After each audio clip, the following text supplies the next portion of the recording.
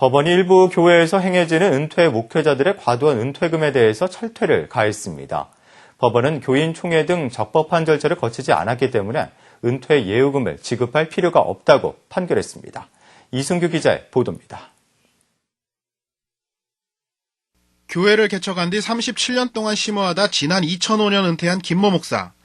김 목사는 은퇴금 6억 7천만 원과 아파트, 차량 제공은 물론 사망 때까지 생활비 1,000만 원, 선교비 3천만 원 등 한 달에 4천만 원을 지급해 줄 것을 요청했습니다.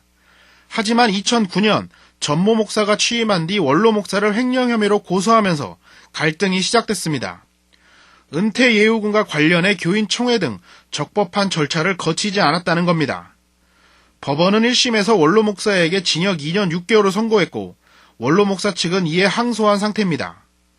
김 원로 목사 역시 약속한 은퇴금과 2010년부터 지급하지 않았던 생활비 등 모두 15억 6천만 원을 지급하라며 교회를 상대로 반소를 제기했지만 법원은 원로 목사 측에 패소 판결을 내렸습니다.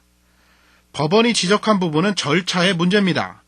은퇴 목사에게 생활비를 지급하기 위해서는 교인 총회를 거치는 등의 적법한 절차를 반드시 거쳐야 했다는 것입니다.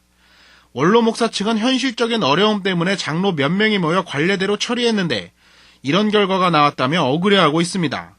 사실상 담임 목사와 장로 몇 명이 모여 교회 재정 지출을 승인하는 것은 일반적인 교회의 관례였는데 법원이 이를 인정하지 않은 겁니다. 또 원로 목사 측은 은퇴 예배 당시 은퇴 예우금에 대한 설명을 다 했다고 주장했지만 법원은 평일 오전에 드린 은퇴 예배에는 대다수 교인들의 참석이 힘들기 때문에 교인들에게 설명을 했다는 주장은 이치에 맞지 않는다고 지적했습니다. 하지만 이번 판결의 책임을 원로 목사에게만 돌리는 것은 무리가 있어 보입니다. 이 교회는 전 목사가 취임한 뒤 담임 목사의 성추문 의혹이 일어 일부 교인들이 비대위를 구성하는 등 분쟁 상태에 있었기 때문입니다. 일부 교인들은 담임 목사가 자신에게 쏠린 성추문 의혹을 무마하기 위해 원로 목사를 고소했다는 의혹을 제기하고 있습니다.